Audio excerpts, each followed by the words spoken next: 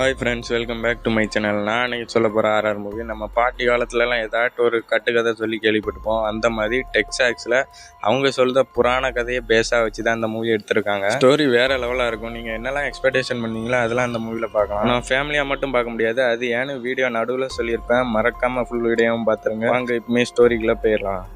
மூவியோட ஸ்டார்டிங் சீனில் டெக்ஸாக்ஸை காமிக்காங்க. 1957 நல்ல மழை பெய்யுது. அங்கே ஒரு ஸ்கூல் பஸ்ஸும் வந்துக்கிட்டு இருக்கு. உள்ள பசங்க பூரா பாட்டு படிச்சுட்டே வந்துகிட்டு இருக்காங்க. இன்னொரு பக்கம் அந்த பசங்களுக்காண்டி வெயிட் பண்ணிட்டு எல்லாரும் ரயில்வே கிராசிங் பக்கத்தில் நிற்காங்க. அப்புன்னு பார்த்து ட்ரெயின் வந்துடுது. ரயில்வே கேட்டும் போட்டுருந்தாங்க.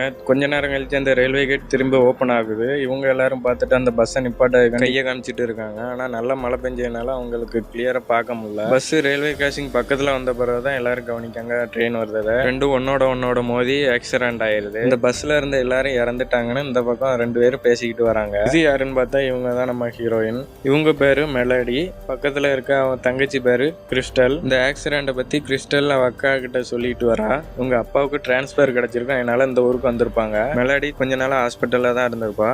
அதனால அந்த ஊரை பற்றி கிறிஸ்டல் அவகிட்ட சொல்லிட்டு வரா. கிறிஸ்டல் அவகிட்ட இன்னொன்னையும் சொல்லுதா, நம்ம கார் அந்த ஆக்சிடென்ட் ஆன இடத்துல பார்க் பண்ணி வச்சா இந்த கார் தன்னால நகர்ந்து அந்த காரை பேருன்னு சொல்லுதா. அது அந்த இறந்து போன குழந்தைகளோட ஆத்மா மற்றவங்களை பாதுகாக்கிறதுக்காண்டி இப்படி பண்ணுதுன்னு சொல்லுதா. இது உண்மையான்னு பார்க்கறதுக்காண்டி 2 பேரும் அந்த ஆக்சிடென்ட் ஆன ரயில்வே கிராசிங் கிட்ட போறாங்க.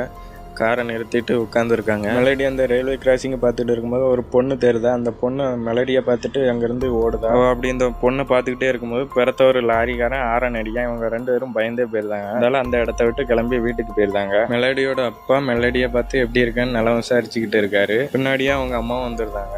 அவங்க ரொம்ப ஸ்ட்ரிக்ட்னு நினைக்கிறேன். ரொம்ப கராராக பேசிக்கிட்டு இருக்காங்க. மேலே ரூமுக்கு அப்பா கூட்டிகிட்டு போகிறாரு மெலடியை. அவங்க அப்பா மெலடி கிட்ட ரூம் எப்படி இருக்குன்னு கேட்காரு. ரூம்லாம் நல்லா தான் இருக்கு, என்னோட லேப்டாப் எங்கே இருக்குன்னு கேட்க அவங்க அம்மா சொல்கிறாங்க, வீடு ஷிஃப்ட் ஆகி வரும்போது லேப்டாப்லாம் கொண்டு வரலாம், உன் லேப்டாப் இல்லைன்னா என்ன உன் தங்கச்சி லேப்டாப்பை யூஸ் பண்ணிக்கோன்னு சொல்லிட்டு போயிருக்காங்க. மெலடி ரொம்ப அப்செட் ஆயிருதா. அதனால அவங்க அப்பா அவருக்கு ஒரு கிஃப்ட் கொடுக்காரு.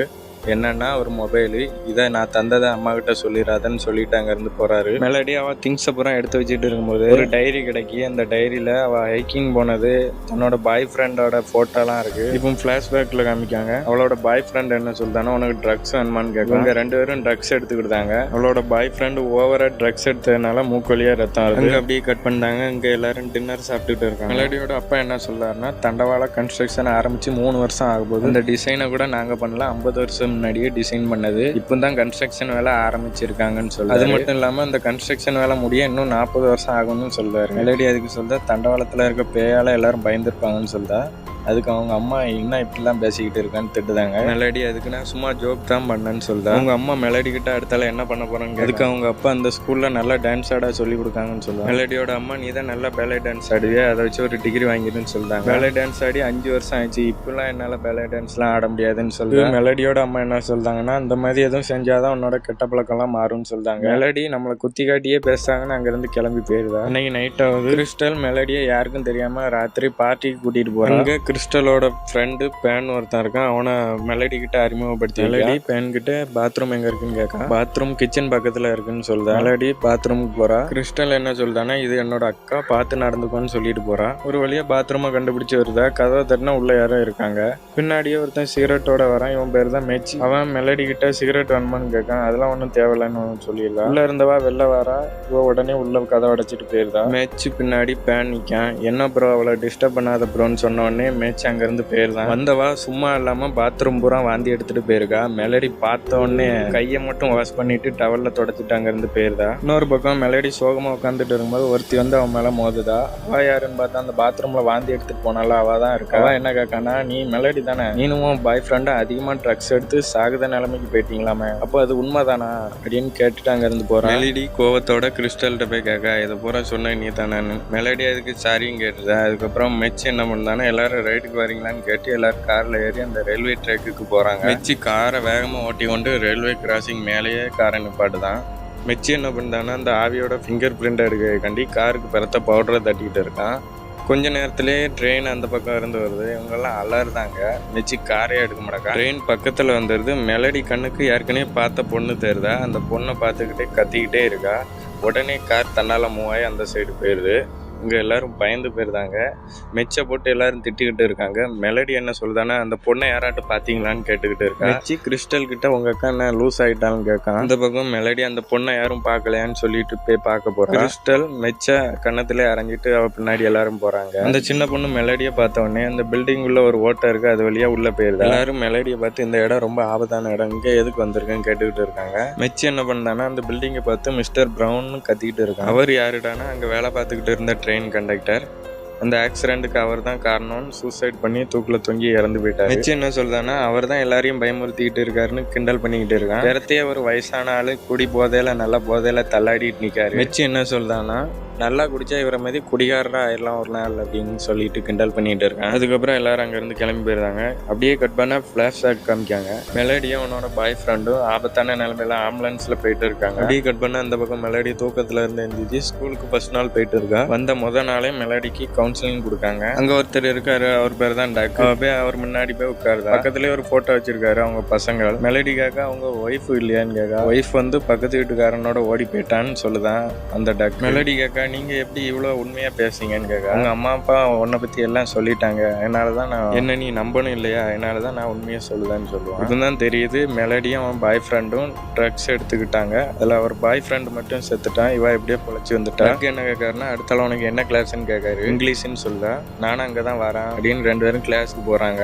டக் என்ன செய்தாருன்னா மெலடியை பத்தி எல்லா விஷயமும் கேட்டுக்கிட்டே இருக்காரு. மெலடி பேச பேச மெச்சி பின்னாடி இருந்து கமெண்ட்ரி கொடுத்துக்கிட்டே இருக்கான். என்னால் டக்கு கோவப்பட்டு கிளாஸ் ரூம் விட்டு வெளில போன்னு சொல்லியிருந்தாரு. மெச்சி கிளாஸை விட்டு போகும்போது நீ எனக்கு தான் சொல்லிட்டு போகிறான். மெச்சிக்கு மெலடி மேலே ஒரு கண்ணுன்னு நினைக்கிறேன். அங்கே அப்படியே கட் பண்ணால் மெலடி பேஸ்கெட் பால் விளையாடுறத பார்த்துக்கிட்டு இருக்கா. அங்கேருந்து கிறிஸ்டல் வரா. என்னால் இப்போ வீட்டுக்கு வர முடியாது, நீ வேணா என் காரை கொண்டுட்டு வீட்டுக்கு போன்னு சொல்லிட்டா. மெலடி காரை கொண்டுட்டு அந்த ரயில்வே கிராசிங் பக்கத்தில் நிப்பாட்டுதான். அந்த காரு நகர்தான்னு பார்க்கறதுக்காண்டி கொஞ்ச நேரம் கழிச்சு கார் தன்னால நகண்டு அந்த சைடு போகுது. இந்த கார் பக்கத்துல அந்த சின்ன பொண்ணு வந்து நிற்கும். அவளோட வீடு எங்கன்னு கேட்கும்போது கையை மட்டும் நீட்டுதா, பதிலே சொல்ல மாட்டேக்கா. அவளோட பேரை கேட்கும்போது அவள் ட்ரெஸ்ஸில் ஜூலின்னு எழுதியிருக்கு, அதை காமிக்கா. கொஞ்சம் தூரம் பேசிக்கிட்டே வராங்க. உன் வீடு எங்கன்னு கேட்கும்போது கையை மட்டும் நீட்டுதா. அந்த வீட்டுக்கிட்ட போனோடனே அவனுக்கு உடம்புலாம் நடுங்க ஆரம்பிச்சிருது. மெலடி உடனே அவளோட சிஸ்டரோட ஜாக்கெட்டை கொடுத்தா. அவனோட அப்பா அம்மா வீட்டில் இருக்காங்களான்னு கேட்கும்போது இல்லைங்கிற மாதிரி தலையாட்டுதா. உடனே காரை விட்டு இறங்கி வீட்டுக்கு பெறத்த ஓடி போறா. வீட்டில் ஒரு வயசான லேடி இவளை முறைச்சு பார்த்துட்டு இருக்காங்க. உடனே மெலடி அங்கேருந்து காரில் போயிருந்தா. கட் பண்ணா அந்த பக்கம் மெலடி சோகமா உட்காந்துருக்கா. பேன் அந்த பக்கம் இருந்து வரான்.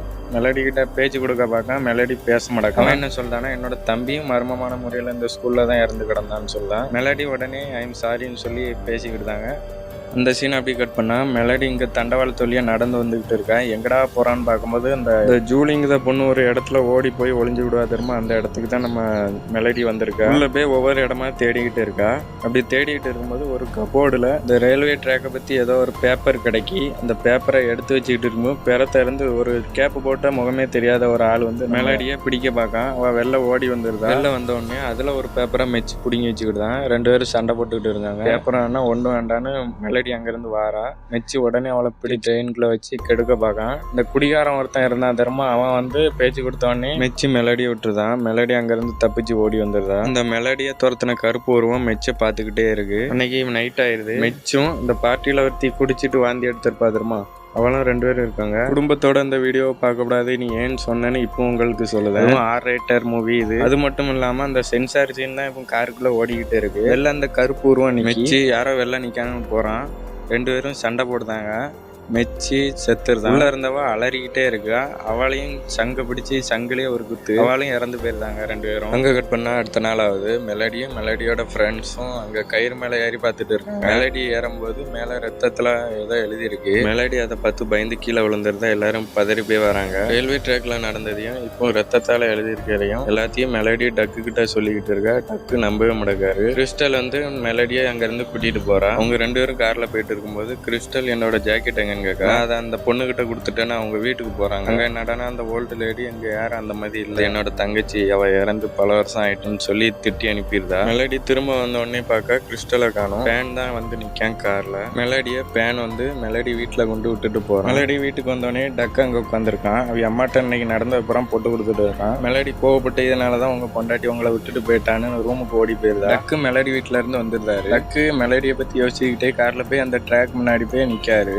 கொஞ்ச கொஞ்ச நேரத்திலே கார் நகண்டு அந்த சைடு போயிருது. டக்கு உட்கார்ந்துருக்காரு. அவர் காரை சுத்தி ஒரே ஃபிங்கர் பிரிண்டா விழுது. உடனே மெலடிக்கு போன் அடிச்சு பார்க்காரு. மெலடி போன் எடுக்கல. அதனால வாய்ஸ் மெசேஜ்ல போட்டு விட்டுறாரு. அங்க கட் பண்ணா இந்த பக்கம் மெலடியும் அவங்க ஃபேமிலியும் சாப்பிட்டுக்கிட்டு இருக்காங்க. மெலடியோட அம்மா என்ன கேட்காங்கன்னா, நீ திரும்பவும் ட்ரக்ஸ் எடுக்க ஆரம்பிச்சிட்டியா, என்ன இப்படி உளறிக்கிட்டு இருக்கா எல்லாத்தையும் அப்படின்னு சொல்லி திட்டிக்கிட்டு இருக்காங்க. கிறிஸ்டல் எவ்வளவோ சொல்லி பார்க்க, ஆனா அவங்க அம்மா கேட்க மாட்டாங்க. மெலடி ட்ரக்ஸ் எடுத்திருக்கான்னு செக் பண்ணதுக்காண்டி மெலடியோட முடிய வெட்டி எடுக்காங்க அவங்க அம்மா. மெலடி அங்கிருந்து வந்து ரூம்ல சோகமா படுத்தடக்கா. பக்கத்துலயே மொபைல் போன் இருக்கு. அதை எடுக்க போகும்போது இந்த சின்ன பொண்ணு அவ கையை பிடிச்ச உடனே அவளுக்கு பிளாஷ்பேக் மாதிரி என்னெல்லாமோ தோணுது. மெலடி அப்படியே கத்திக்கிட்டு இருக்கு. அவங்க அம்மாவும் அப்பாவும் அதை கண்டுக்கிட மாட்டாங்க. கிறிஸ்டல் மேலே ஓடி வந்து கதவை திறக்கா.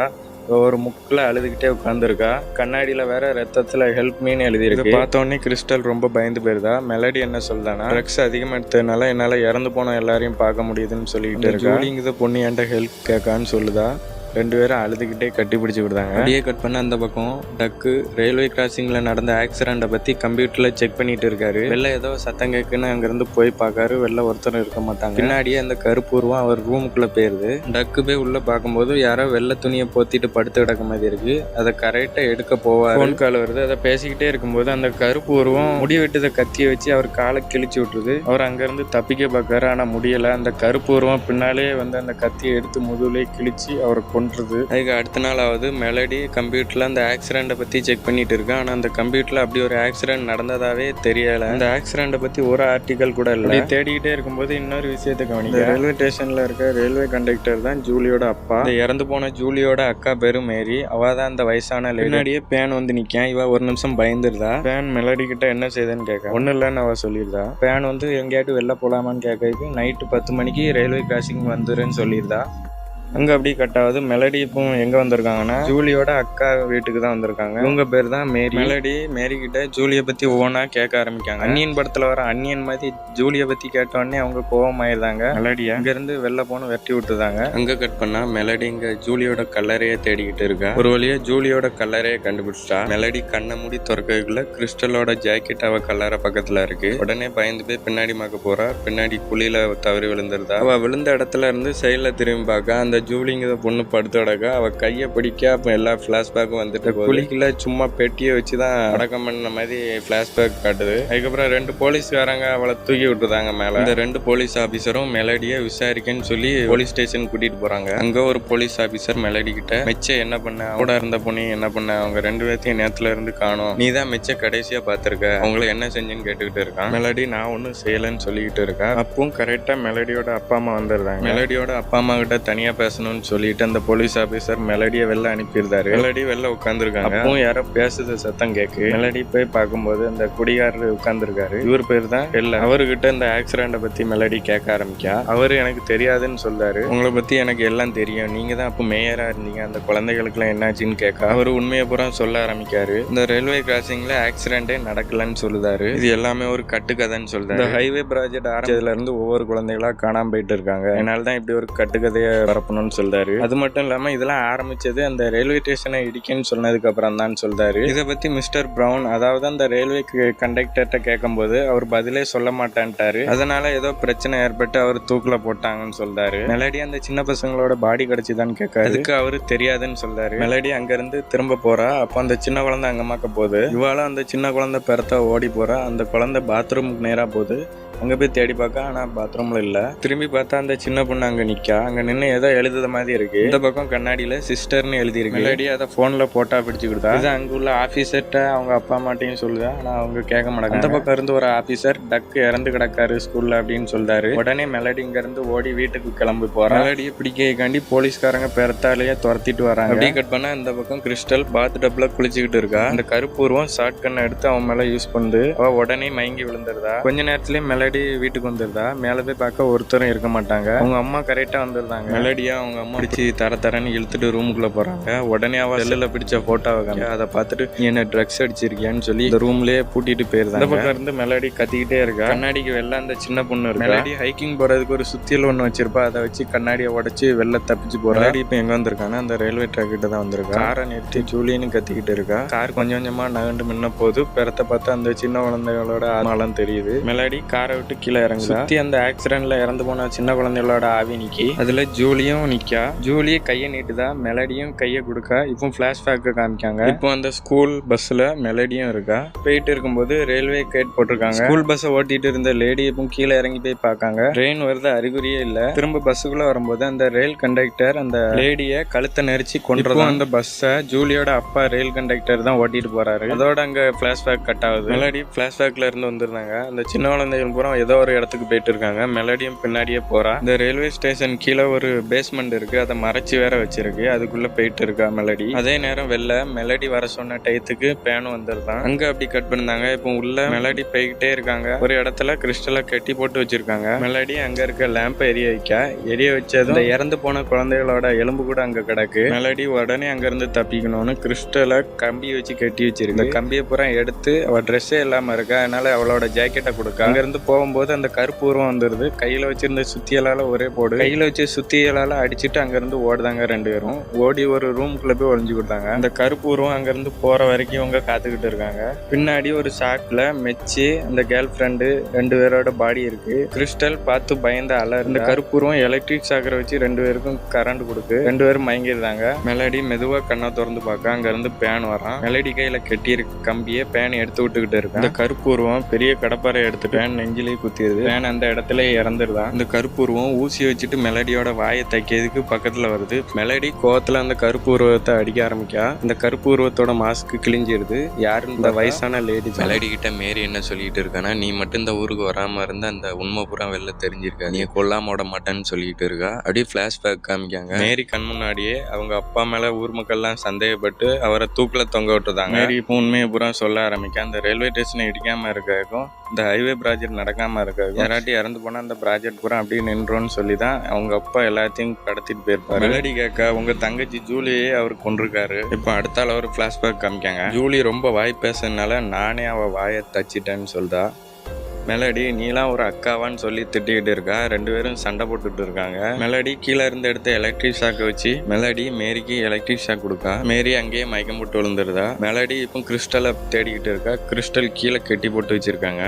ரெண்டு பேரும் வெளில தப்பிச்சு கார்ல போய் உட்காருதாங்க. கரெக்டா மேரி அங்க கடப்பாரை எடுத்துட்டு வந்து கண்ணாடி மேலேயே குத்திக்கிட்டு இருக்கா. கொஞ்ச நேரத்திலேயே கார் தன்னால நகர ஆரம்பிச்சு கால் தடுமாறி மேரி ரயில்வே கிராசிங்ல விழுந்துருதா. ட்ரெயின் வேற அந்த பக்கம் வந்துகிட்டு இருக்கு. இவளால நகர முடியல. அந்த ஆத்மா பூரா இந்த மேரியை பிடிச்சுக்கிட்டு இருக்கு. மேரி அந்த ட்ரெயின்ல ஆக்சிடென்ட் ஆகி இறந்து போயிருதா. கரெக்டா மேரியை தேடி எல்லா போலீஸ் ஆபீசரும் வந்துருந்தாங்க. அங்க அப்படி கட் ஆகுது. 3 வருஷம் கழிச்சு காமிக்காங்க. கார்ல ரெண்டு பேரும் பேசிட்டு வராங்க. இப்போ நடந்தது பூரா அந்த இவ கதையா சொல்லிக்கிட்டு இருக்கா. மெலடியோட அம்மா லூஸ் ஆகி மெண்டல் ஹாஸ்பிட்டல்ல கிடக்கான்னு சொல்லிக்கிட்டு இருக்கா. அதே ரயில்வே கிராசிங் வந்து கார் தன்னால நகருதான்னு பாத்துக்கிட்டு இருக்காங்க.